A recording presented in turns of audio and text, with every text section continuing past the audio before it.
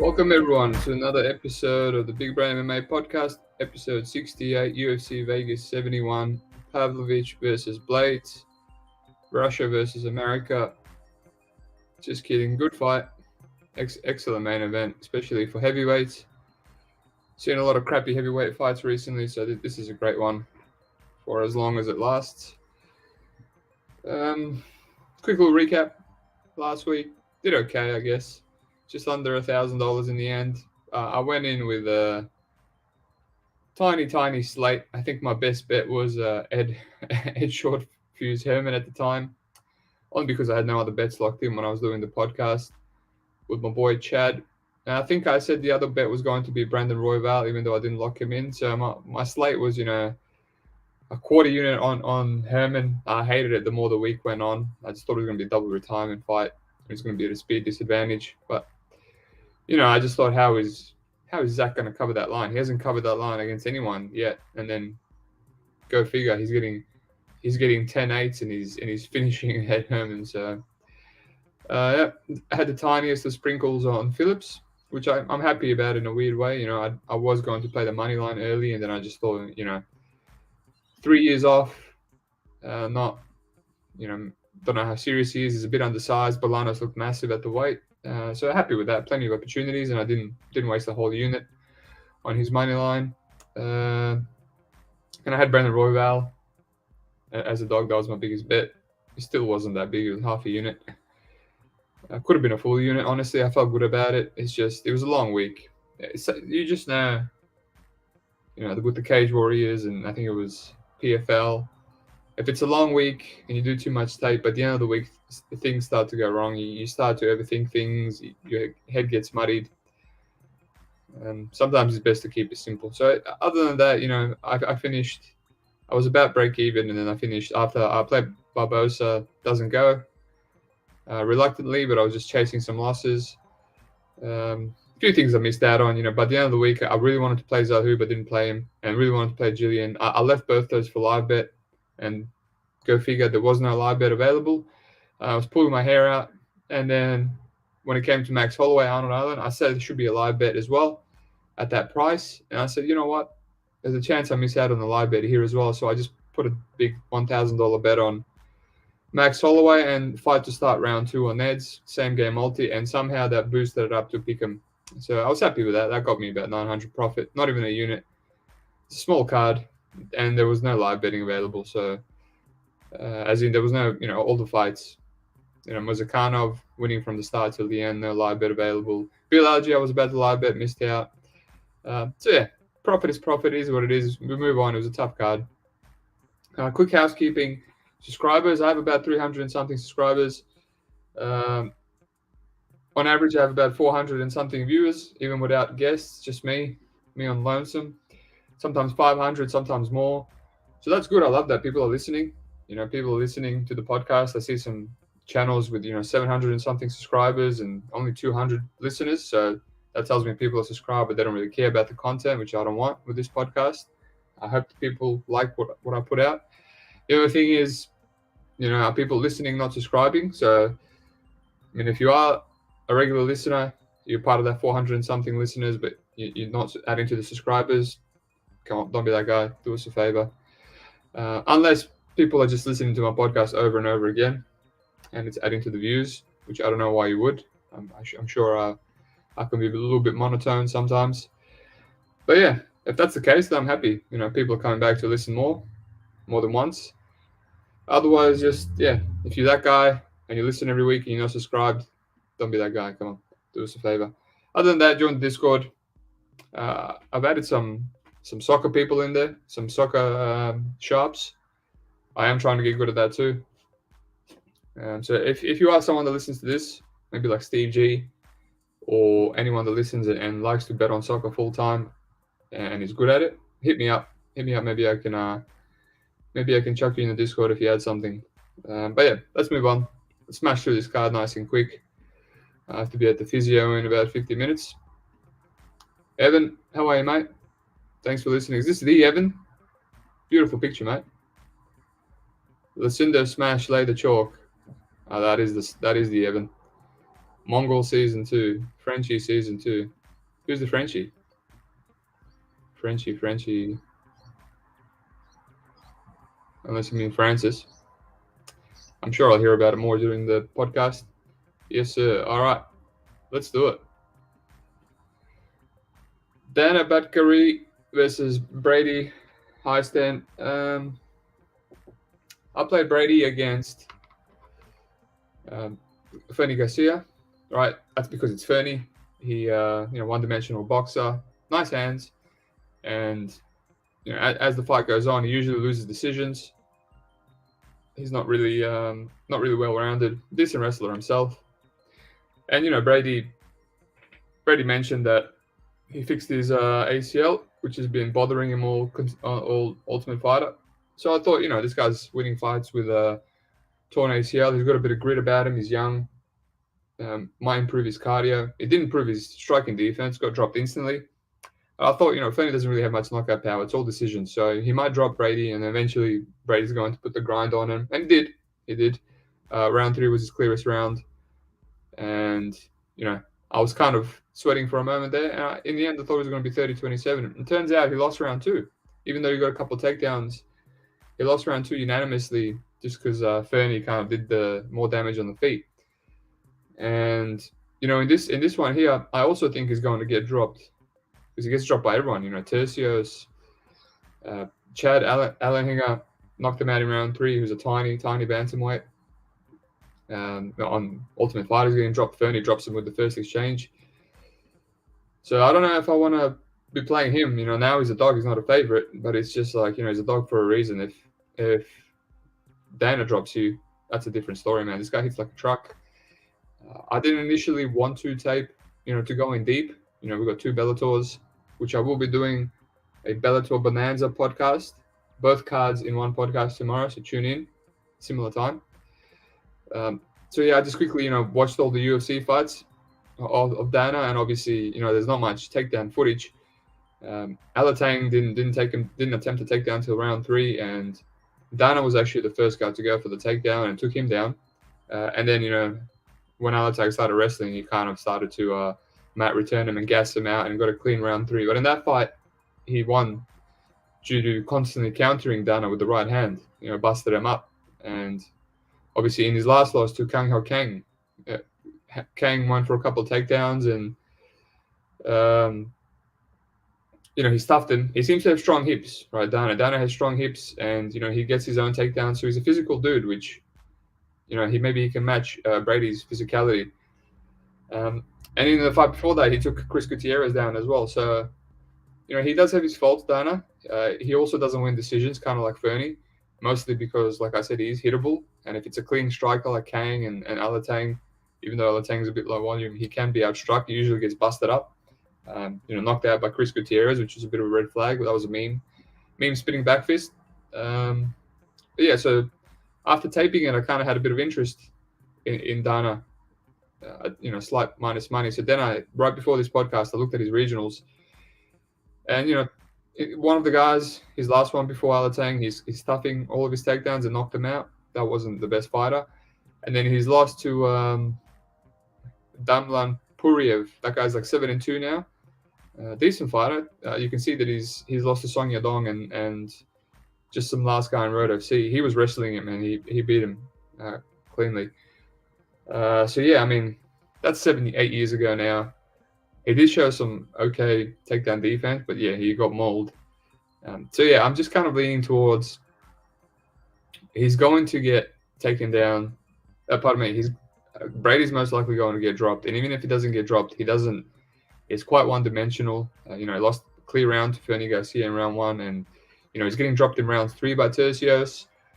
And he's just a bit one-dimensional. I guess he can backpack Danaa here, but I think early Danaa's going to have, a couple of get-ups. He's going to dig the whizzer. He's a fight ready now.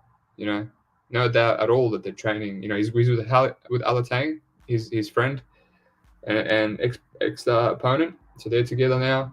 So no doubt he's going to be working on that wrestling, and he could look massive value here if he sparks through Brady in the first round. I think every time he gets up, he's going to be live to light up Brady. So I haven't pulled the trigger yet. The line is kind of going up and down. So I'll see. I'll see maybe some Danaa KO. We'll see how I play this. But I'm really, really close to playing it. Evan, I played Hiestand plus 190. Great bet, but Danaa is the side now, in my opinion. Danaa growing a fight ready, like as I mentioned, threw great volume against Cam. He did throw great volume. The only problem is Cam just jabbed him up, which I don't see that happening against. Yeah, I don't think Brady knows what a jab is. Priscila, Cachoeira, the Beast, Karine, Silva. A bit of a crapshoot of a fight. I mean, Karine, I played a submission 1 and 2 against Botelho. It was a great price. Botelho was a popular underdog there, I remember. He closed like Pick'em or something like that, and I just thought, after tape, I kind of passed on Botelho. She was a slight underdog, and I was like, she doesn't really distance herself, she just throws a couple of body kicks and then she gasses and there's zero volume.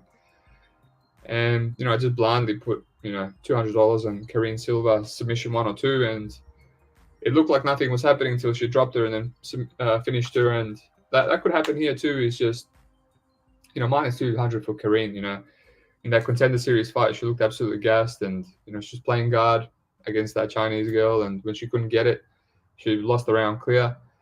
And, round 2, she was also kind of losing and got a guillotine and jumped on it. She's very opportunistic. I mean, that could happen here. I do think that Priscila has very good submission defense, right? Hot take, I know her ground game is not the best, but her submission defense is not bad, right? She won't roll over, she won't tap early.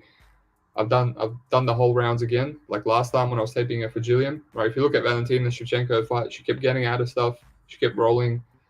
She made Yamasaki, allow her to be a warrior. Luana Carolina triangle, right? She's got good defense, right? She knows how to defend, how to get out of submissions. Gina Mazzani was never even close. Gillian Roberts, right? She gave her back to Gillian. She put her back to the ground the first time. Not many people get out of Gillian Roberts' back attacks. Armbar, right? We've seen Gillian just hit a armbar now last week. She defended that too. So she's defended multiple submissions from Gillian before she actually got caught with the rear naked choke, and even then she didn't want to tap. Right, so she's got bad takedown defense, but in terms of being scrappy, she's not easy to sub. She won't give you easy taps. You have to put her out cold, which I guess is possible here. It's just, it's hard for me to go either way on this fight. It's a bit volatile. I see Priscila as a dog because if she can not get submitted and every fight starts standing, and she starts to stuff takedowns as fighters get gassed. Gina Mazzani, I played her there. The only difference is here, Karine is dangerous on the ground, where Gina Mazzani isn't. So, and I think she's improving too. A lot of her fights were a bantamweight, and then Contender Series in UFC, she's a flyweight. She looks a lot more ripped, like a natural weight class. I think her striking is improving. I thought about the under. It's quite juiced. I can just see this, I would rather play it doesn't go at minus 200, because I have a feeling if Karine doesn't get the finish and it goes late, she will be live for Priscila to pressure and knock her out. Mostly due to gassing. I don't know what her chin is like. But it's a bit of a volatile fight. I don't feel like forcing anything at the moment, so I've just passed everything all around. Speaking of passing all around, Francis Marshall, William Gomis. I think this is who everyone was talking about when he said the Frenchie. I get it. It's a dog or pass for me. Both young, really good young prospects. Just Gomis is not a bum and he's hard to deal with. Just for that alone, it's a dog or pass. Everything I've seen from him, he has no quit. He's going to be a good prospect as well. He's very athletic.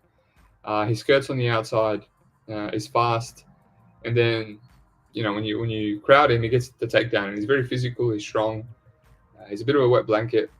Other than the times that he threw some aggressive ground and pound and got people out of there. But usually just holds on for dear life. He's got some good wins on the regionals, right? Tobias Harila in Cage Warriors, really good win. He just sparked Wilson, another prospect in Cage Warriors. He's got big power, good striker. And Jonah Aarons is a decent regional fighter as well. I rate him. He's a good Muay Thai fighter with a brown belt, black belt in judo.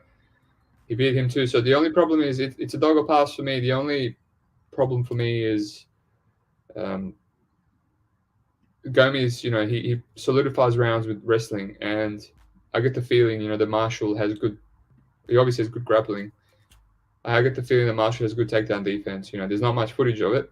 I had to watch every single one of his fights against the bums, and he's got good whizzer. He's got good awareness as they're getting on his hips to get his hips out again, right? Like cat-like reflexes. He's always trying to get his feet under him instead of just trying to stuff it and end up on his back. He's always digging the whizzer, putting pressure, and then making sure his feet are under him. So he's got that going about him. But obviously there's a lot of questions. How is William Gomis going to react on his back? I've seen him on his back against in UAE Warriors, I think Arif Yaqub, and then he ended up, spent a little bit of time on the back and ended up wrestling up, which you can assume a lot of these wrestlers will wrestle up. They won't really. Some wrestlers are bad off their back, but these guys seem like they both get up off their back. They won't spend too much time there. So that's my only problem. Marshall's going to pressure. He's got a good one too. It's hard to deal with. He sits on it. He's got some power. Just knocked out Rojo recently. And he's probably going to be getting countered by Gomis because he has absolutely no head movement. The only problem is, he does have a good chin. Everything that's hit him so far, while being extremely hittable. Conor Matthews is a finisher on Rojo. He doesn't react whatsoever. So I've been good with, not fading someone just because they're hittable. If they have a good chin, Max Holloway, for example, if Old Mate couldn't knock him out, then there was no way he was going to win. He doesn't even get dropped. The same here. Marshall's going to pressure forward if he's not really reacting to these counters from Gomis. This head movement, maybe not that big of a deal. But yeah, again, it's Gomis, but it's Gomis for me or pass. Personally, it's a decent number. You do have to make some assumptions. It's just, if I was going to play anything, I'll probably just play Gomis by decision. It's quite a big number. Plus 350. I hear my boy Herb Dean was saying it's a lot less on BetOnline and some other bookies. Maybe the over 2.5. It's better than minus 200. And go the distance is $1.71. I don't know how it finishes. Maybe Gomis cracks him. Maybe maybe Marshall cracks him, submits him. But yeah, pass for me. Dog or pass. What do we got? Akai Field Mountaineer, bounce back week for me. Let's get it. You can do it, mate. Marshall train perplexing to me. It's not really perplexing because he seems good. The kid's good and he's young. Mr. X. Ooh, mysterious. Sharpest show on the tube. Big Steve, king of the underground. Let's go. This guy must be from Sherdog. Thank you, mate. Kind words. Gomis front kick up the middle will put Marshall down. He does throw that. You're right. Let's move on. Okay. Mohammed Usman Jr. Tafa. What a beautiful, beautiful fight. Another fight that you kind of have to make a lot of assumptions. Tafa just only started fighting recently. I think that the crazy line movement in this fight is people not knowing which Tafa this was, which honestly happened to me as well. I saw Tafa on Bet365 as a $1.44 favorite. I was like, holy hell. Yeah. I lost money trying to fade him against Parker Porter. You bet I'm going to fade him against Usman. And I didn't bother. I was just going to lock in the price. And then he ended up picking him, by the time I started taping. And then I realized it was Junior Tafa. And I was like, okay, you know what? Maybe that $1.44 was right. Because he's much better than his brother. And Usman's a bum. And then I taped it. And I said, Tafa is a little bit green, but that's what happens when you've only just started fighting MMA, like 2022. So last year he started fighting MMA. But yeah, he's fighting bums on the Australian regional scene. Now this Calvin Vital guy in Hex Fight series. Hex Fight is my Melbourne regional promotion. I've been a few times live to the city.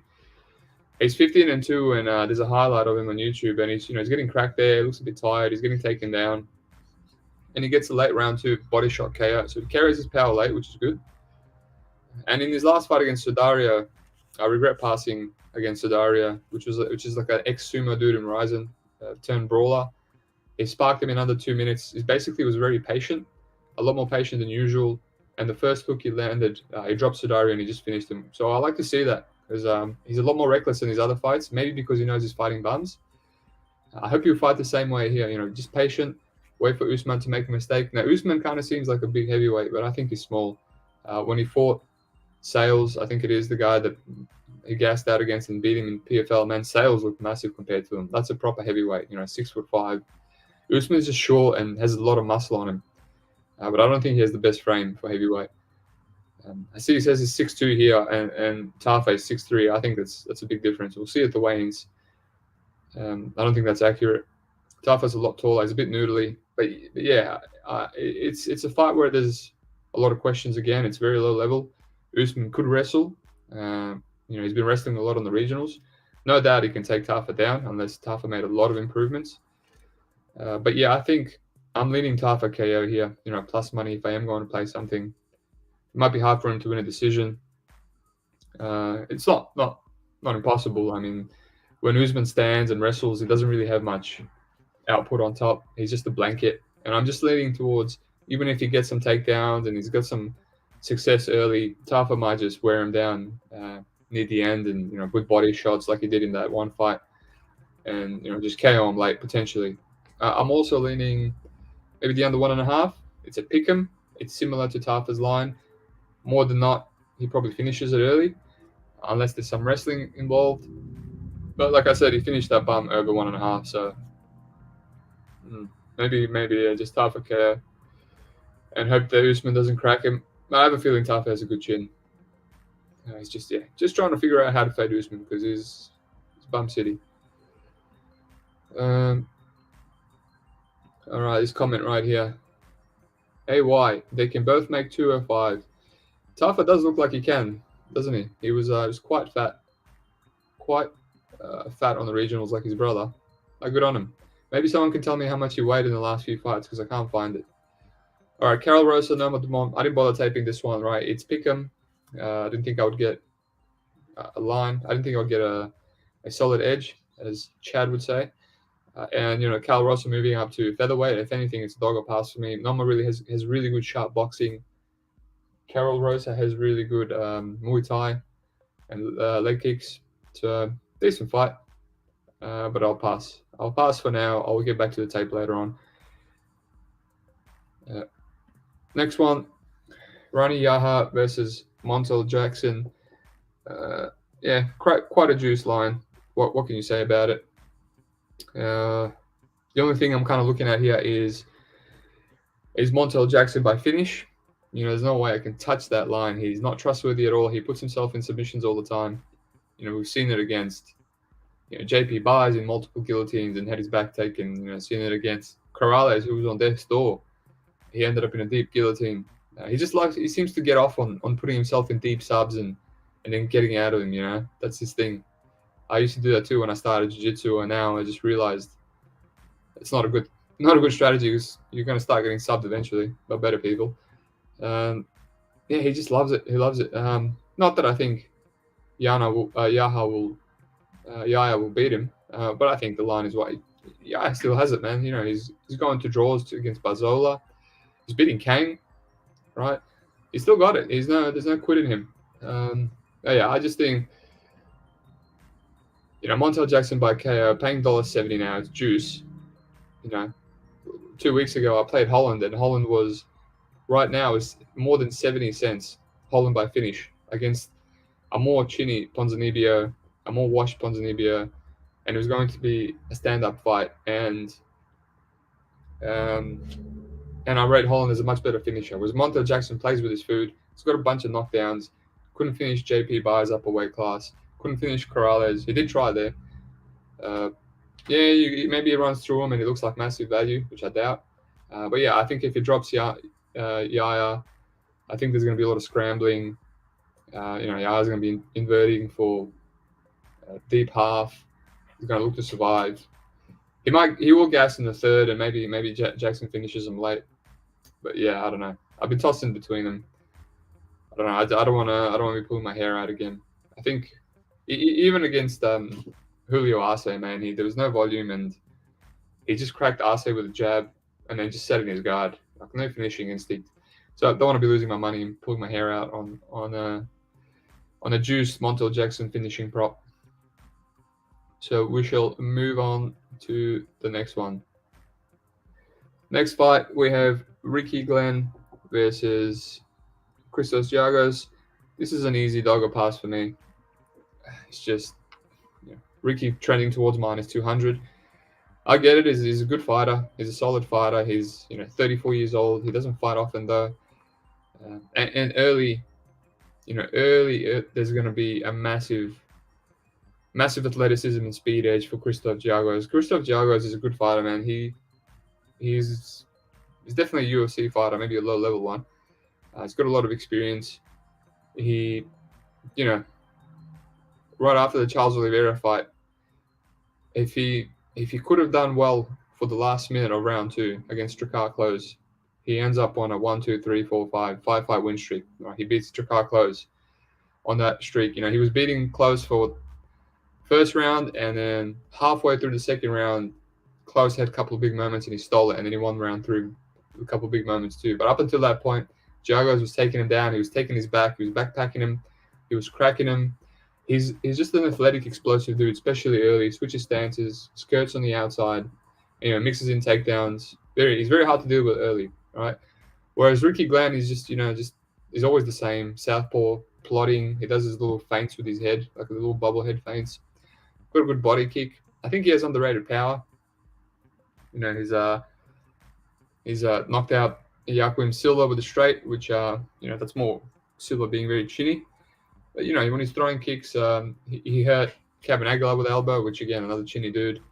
But yeah, you look at his record. He lost to Miles Jury 2017. That's 6 years ago when Ricky Glenn was in his 20s, in his prime. He got wrestled there. Dennis Bermudez wrestled him a lot. He won a split there, I guess.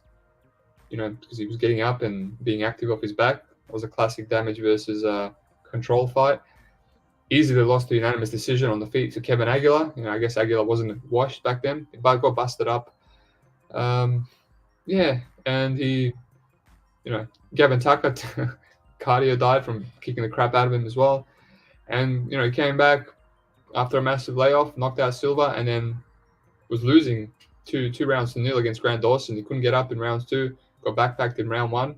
And, props to him. He's got good cardio. He came back strong and, won a 10-8. And that was very impressive. He just gave Dawson no space. Whenever Dawson was about to get up, he flattened him down again. He threw a lot of ground and pound every single time, made sure the judges saw that he was doing a lot of damage, and then had a sub that he played off at the end, last second, that, Dawson was going out, which I don't think he was. So good on him. He earned a 10-8. He fought back. But since then, he's taken another layoff. That was 2021. So just under 2 years layoff again. He tried to fight Drew Dober right after that and then hasn't fought since. Hasn't had a fight scheduled since. I don't think he's in a rush to fight. He just fights because he loves it, which is good. No pressure on him. But yeah, just early, I think Giagos can take him down. I think Giagos is going to be faster. He can crack him. It's just, when it gets to round 3, it could be sweaty. And I see a little bit of money's coming on Giagos already. Yeah, it's just like it's a bit of a TJ Brown scenario. TJ Brown was going to be kicking the crap out of Algio. Was going to take him down. He's going to take his back. But you just know TJ Brown is going to lose at some point. So I feel like that I feel like that with Giagos as well. He's just one of those guys. Maybe live bet Glenn. Maybe play a little bit of Giagos decision and then live bet Glenn after the first, just to if you like that kind of thing. But yeah, dogger pass for me. Alrighty. This one is also a dogger pass for me. Just kidding. This is a pick'em. Jeremiah Wells versus Matthew Semelsberger. This is probably a fight that I want to do some more tape on. Another fight that I didn't bother taping Jeremiah Wells' regionals, right? Other than one fight where he got the rear naked choke. I've taped him a lot, and the problem is all these fights in the UFC just ending early. So I just kind of have to refresh myself how he is when he goes long. I know he's lost a couple of decisions. They've been finished. The money coming in on Semelsberger, I don't know. I guess I have a feeling that's just a recency bias with him beating Jake Matthews, who's just a bit of a flake. And, upon rewatching that, it's just the same. Matthew Semelsberger is just the same old dude, right? He's very one-dimensional. He's a big physical guy. His best strikes are, a leg kick and a 1-2 down the pipe, which he sits down on and he drops a lot of people. He's got a couple of knockouts with it. A lot of drops against Semelsberger. Matthews, pardon me. I remember I wanted to play him against Morono, and it just didn't land 1-2 down the pipe at all against a really hittable guy like Morono. Didn't land the flying knee though, in the third. So yeah, he's just if he can't get the 1-2 going, he's a bit slow. He's occasionally mixes in takedowns. He's one-dimensional, but he makes it work. He's so big, he's so powerful, he makes it work. I guess that's what you need in the UFC. Jeremiah Wells, I just think he's a lot more athletic. He's a lot faster. He's just a bit of a weirdo. He's over-aggressive sometimes. Falls over throwing so hard. He fell over when I played him against Blood Diamond. Just almost rolled his ankle. But when he gets a hold of you, he will clinch up with you. He won't let you go until you end up on the ground. And then he's got really heavy top pressure. He's a Gracie black belt, back control, rear naked chokes.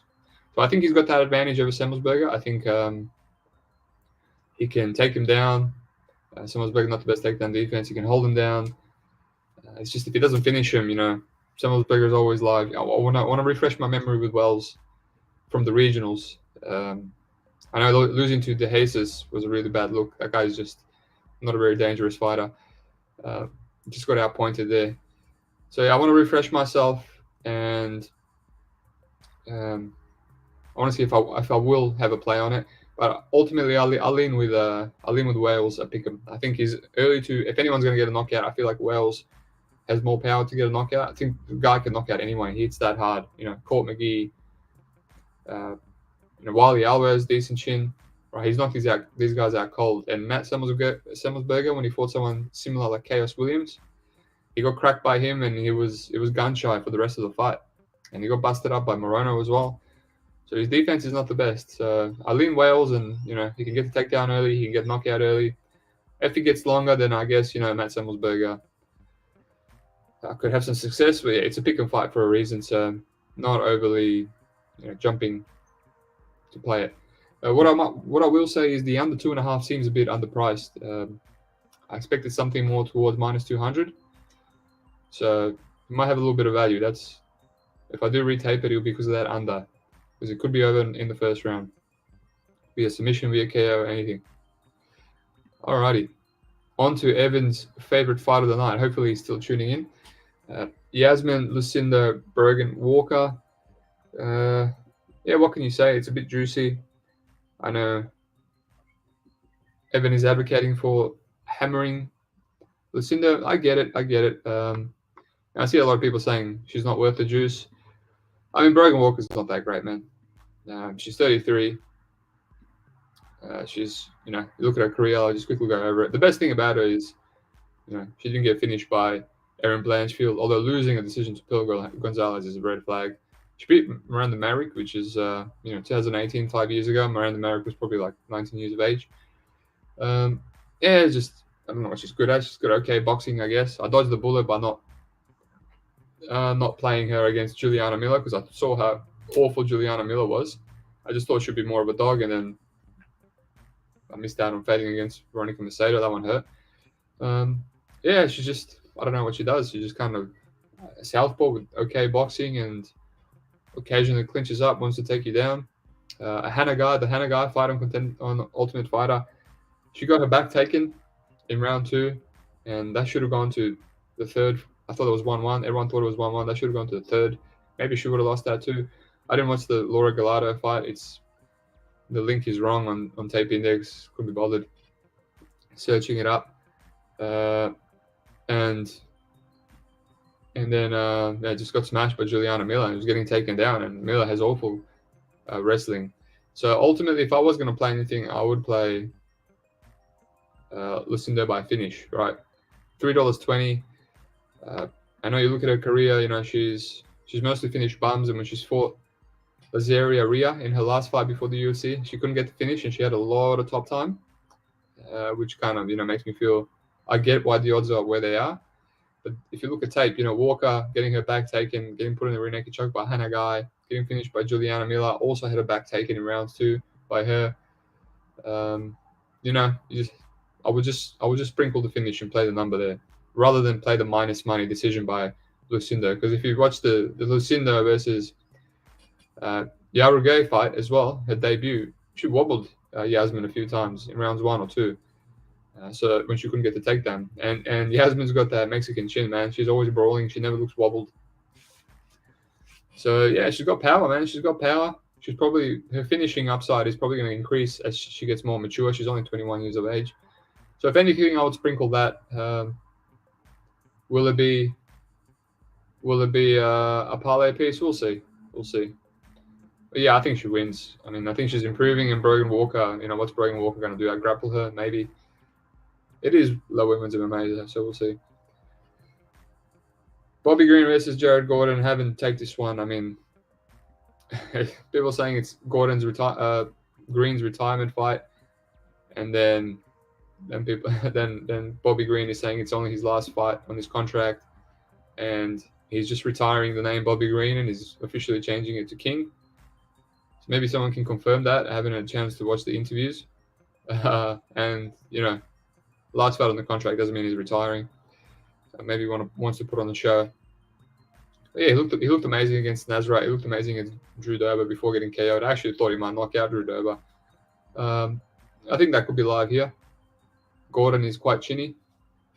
He's not as good as I initially thought. I've been fading him recently. I used to think he was this like cardio dude that just breaks people. I always talk about it, but yeah, he's just not athletic. He's a bit hittable. It was a good play against Paddy Pimblett.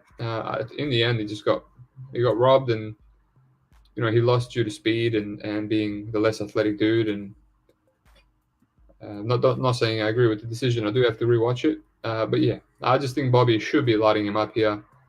It's just Bobby at 36. Is he retiring? Is he not retiring? Maybe someone can confirm for me. Let me know in the chat because I haven't bothered watching the interviews. But yeah, I think it's Bobby's fight to lose. I think if Gordon wins, it's going to be a split decision. So maybe if you got some of those props, just play split decision. Bobby loves a split decision. I think this could be the one where he just busts up Gordon. It's going to be hard to get a split. If Gordon's all bloody and if he gets dropped, etc., etc. But yeah, I'll move on. Let's just address the comments. Mr. X. Oh, Evan's still here. What a legend. I'd love to have you on the show sometime, Evan. Maybe you should let me know if you're keen. Mr. X, rumor is Brogan's got a wrestling heavy game plan. We'll see how that works out. They told me it was square to play Yerigi at chalk against Stella Nunes as well. That was a good play, actually. Big Steve, great show. Prodigy MMA, thanks for listening, mate. Esua Mohera. Just me or anyone else realizing the difference in grappling game due to the new UFC gloves? Anti-eye poke. I didn't notice. What do you mean specifically, mate? What's the difference? UFC betting experience, welcome, mate. Bobby KO isn't bad. What is it, mate? What's it paying? I haven't had a chance to look. Evan, speed discrepancy going to be bananas, indeed. Bobby should just light him up. Georgia Nero, welcome. Can't trust Green's fight IQ, ring IQ, dog a pass. Bo Jackson, he's not retiring. He's switching his name to King, so that's what he said. The last fight is Bobby Green. There, thought so. Bobby doesn't strike me as someone that's going to fight any differently if he's retiring anyway. It'd be kind of like the Cummings thing. He's just the dude loves to fight, so it's not like he's going to lose motivation. Alrighty.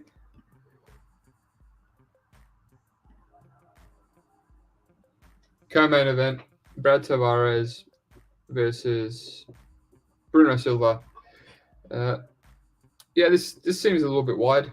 A little bit of recency with how Bruno looked to GM3. If he looks the same guy that fought, I don't want to say Jordan Wright, but if he looks like the same guy that fought Pereira, or if it looks like the same guy that fought Andrew Sanchez, then this will look a little bit wide. I saw my boy Captain Cheesecake / Conan the Contrarian. He said Bruno Silva was in hospital before that. I assume something like that happened because, if you've been taping Silva, that's not how he fights. I assumed it was a little bit of the damage that he took from Pereira. It seemed like he still didn't get knocked out. That's how durable the guy is. But yeah, it seemed like a career-altering beating, body shots, multiple wobbles, and he just held on by the skin of his teeth. But yeah, he looked done one round in against GM3. Watching it just before I went live again, he was kind of throwing and he was trying, and then that takedown came way too easy. And then round 2, he was kind of throwing for another 30 seconds, and it was done. He seemed just to mentally check out. Went back to his stool. He was shaking his head. He was sweating bullets. His mouth was wide open. This guy comes on late. He was getting wrestled by a lot better wrestler in Andrew Sanchez, and he still had the cardio to come back in round 3 and throw an ungodly amount of combinations to knock out Andrew Sanchez. And he's got round 4 knockouts, against Frolov, beast Russians on the regional. So he definitely wasn't the same guy. He was always wild with his shots, but he was so much slower against GM3. So this is just, what do you want to do? Do you want to assume that he's going to be back to his old self? He hasn't fought in the year since then. Or do you want to just take the more cleaner, Brad Tavares? He's going to have the better jab, the better counters, straight 1-2 down a pipe. Tavares is also quite chinny, man. Not chinny, pardon me. I take that back. He's quite old. He's 35. He's been in the UFC for 13 years. He's got knocked out by Shabazian. Got the crap kicked out of him by Adesanya. Had a split with Omari, although that was a clear 29-28. Got dropped by Omari early. Had a tailor-made matchup for him against Carlos Jr. He's got elite takedown defense. So as soon as Jr. couldn't take him down, it was all over for him. And then Dricus du Plessis, outdogged him. Just outstruck him for 2 rounds. He probably could have knocked him out or outstruck him for 3 rounds. Du Plessis came in with a retard game plan. Just panic wrestled from the get-go, and he got reversed a bit. But yeah, he's taking a lot of damage. He got busted up there too. I think he dodged the big bullet, pulling out against Gregory Rodriguez. That would have been a knockout for sure. So yeah, I don't know how he covers this line. I mean, I guess if Bruno is washed himself, he's always been hittable. Bruno's always been hittable. Like, he's got hit by Williams, by Wright. But I mean, he's been getting hit by a lot of people. It's just, he's got an elite level chin, and he's got good cardio, and he comes on late, and he works the body. He rips ungodly power. It's got a bit of a similar dynamic to the du Plessis fight, except du Plessis actually throws straight punches. He chin up and straight punches, which Bruno just kind of winds up. So I haven't pulled the trigger. I have to decide, watch some interviews, see what Bruno says. Maybe he does. Maybe he's a guy that doesn't make excuses because my boy said that he can't find that excuse. Used to be on his Instagram. Maybe he deleted it. So yeah, I don't really want to play Tavares at this minus line. He does always win via small margins, a decision, striking-based decision. He doesn't differentiate himself unless he gets a KO. He hasn't got one since, Jotko, which was a bit weird, uncharacteristic. So yeah, it's a dog or pass for me again. I have to decide whether I'm going to ride with my boy Bruno. Coming to the end. Alrighty, we have the main event. Blaydes versus Sergei. Great fight. Excited about this one. Proper title eliminator. What is there to say? If you followed me on Twitter, I posted this fight, a status about this fight saying, there's a couple of fights if you want to watch of Sergei, early in his day where he's defending takedowns or, getting taken down. Agaev and who was the other dude? Galagaev. They took him down.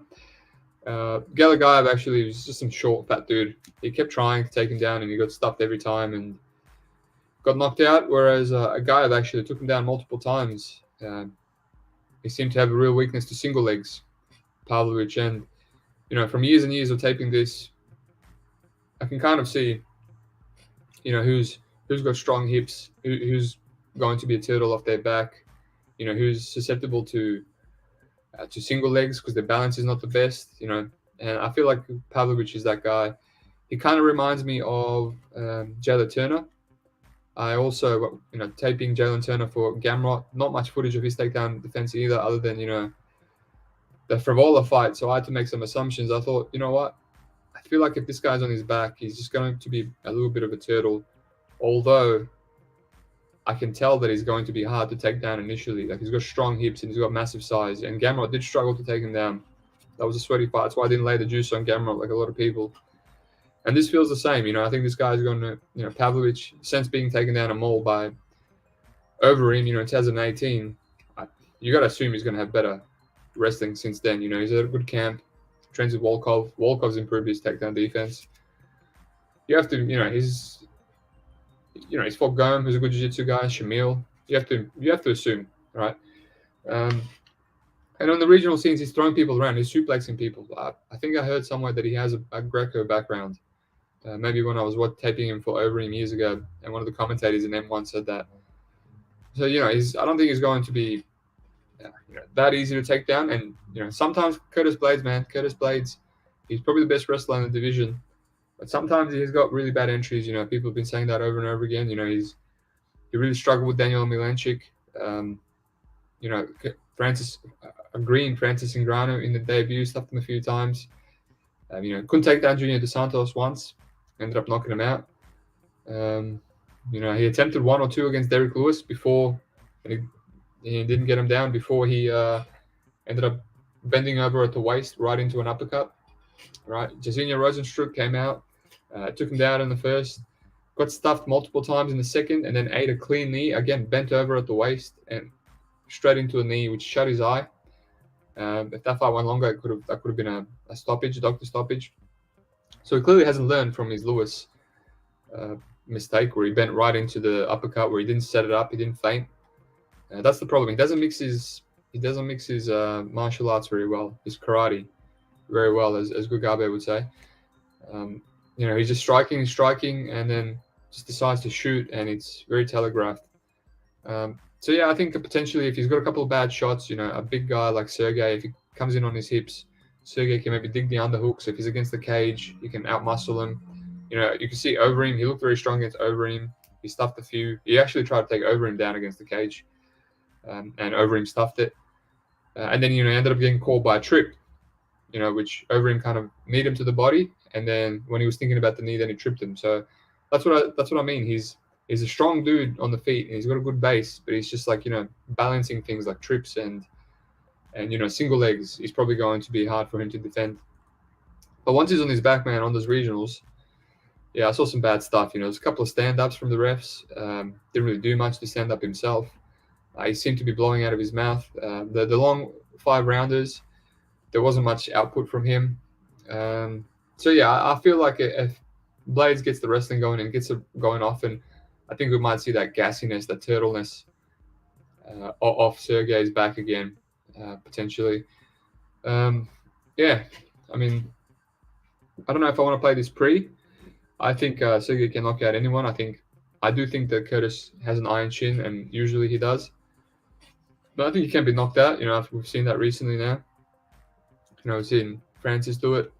We've seen Derek Lewis do it, which I never thought I would see Blaydes ever go out cold like that in my life. I guess if you duck into something, it's always possible. I played the under 1.5. I've been going back and forth, and I just thought it covers the Sergei potential knockout. I don't see it coming after 1.5. It covers Blaydes knocking him out. Blaydes has got some big power, man. If you look at Blaydes' career, even though he's a wrestler, a lot of them are under 1.5. So I was like, and now the line moved heaps. But now the more I'm thinking about it again, it's like, I don't know, I think this could be like a Jairzinho Rosenstruck fight where you see him, in his last 3 fights, Blaydes likes to strike a lot, and he's got good striking. Right? He's got underrated striking. He switches stances. He can strike from southpaw. Beautiful counter against Dorcas to knock him out in rounds 2. He was lighting up Aspinall for the whole 15 seconds, but that was more Aspinall coming in like an idiot. And against Jairzinho, he was very patient, didn't want to make a mistake, and mixed in takedowns. I feel like the same thing could happen here. Although if that's what he does, I feel like he could get knocked out because Pavlovich is massive reach, very explosive, very good at countering. He doesn't really do much, and then he waits for his shot. And if you're gonna throw a naked leg kick, if you're gonna throw something telegraphed, he will counter you and then he will swarm you. I have a theory that in that Overeem fight, he had Overeem backed up against the cage, shelled up, and he backed up. He backed up, which was uncharacteristic, and he lost that fight. I have a theory that since then, you don't see that from him ever again. That's why he's so aggressive now. As soon as he cracks you, he swarms. Marcelo going, Marie screen. Shamil was a bit different. Shamil has very good distance management. He was in and out, and it was hard to get a read on. But once he countered Shamil just once, He countered him a couple of times, and then he finished him with an uppercut, which wasn't a counter. He just threw it, and that's because he has such big reach. Same as Derek Lewis, under a minute, and Tai Tawasa, he came out there for blood.